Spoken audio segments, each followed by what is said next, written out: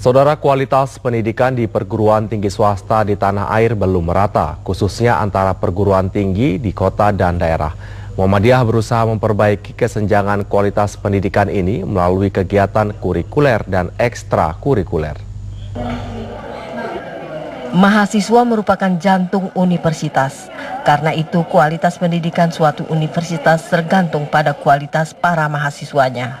Hal ini ditegaskan Rektor Universitas Muhammadiyah Jakarta, Profesor Dr. Saiful Bahri SHMH, dalam rapat kerja nasional bidang kemahasiswaan perguruan tinggi Muhammadiyah se-Indonesia di Tangerang Selatan, Banten.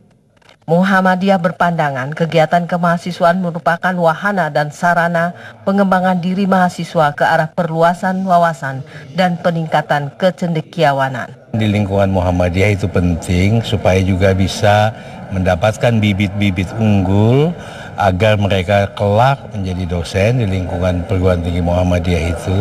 Maka bila mana bibit-bibit unggul dari persyarikatan menjadi dosen, maka bisa secara idealistis untuk bisa melanjutkan cita-cita menjadi sebuah peradaban keilmuan. Muhammadiyah terus berusaha memperbaiki kesenjangan kualitas pendidikan di kota dan daerah melalui kegiatan kurikuler dan ekstrakurikuler di seluruh perguruan tinggi yang dimiliki Muhammadiyah.